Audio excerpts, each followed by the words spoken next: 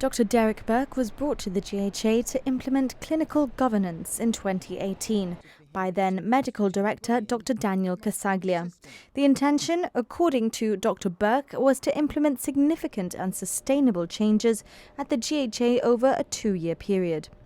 In his email and attachments, he says that once Dr. Casaglia stepped down in 2019, the entire clinical governance project was put on hold.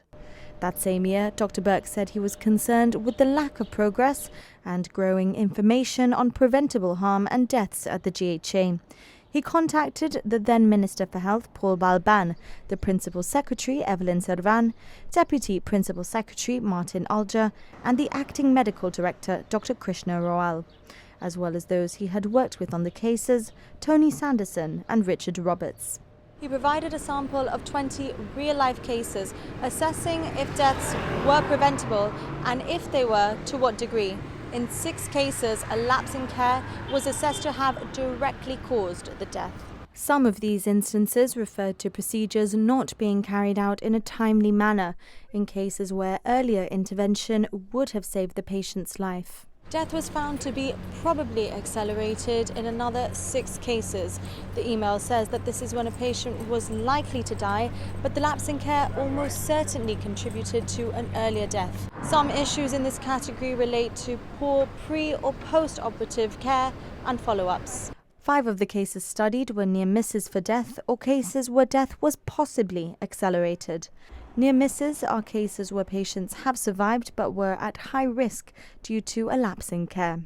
3 cases identified that a risk of death was not increased. This means that a lapse in care impacted its quality but didn't pose a risk to life. Some such cases involve issues with poor coordination. Dr. Burke's email also includes deaths of patients referred to Spanish hospitals by the GHA between 2017 and 2018. However, he claims there is a lack of records and certification information in Gibraltar. He highlights issues with reviewing and investigating deaths here, such as short time from death to burial, and the non-registration of deaths in Spain for patients referred by the GHA. According to UK studies, issues with preventable harm and deaths are not uncommon in hospitals. In 2017, the NHS committed to publishing estimates of how many patients may have died because of problems with their care. Dr. Burke has shared a large amount of information in this most recent contact with GHA doctors. His letters describe the GHA as a failed organisation that needs to be placed in a turnaround state.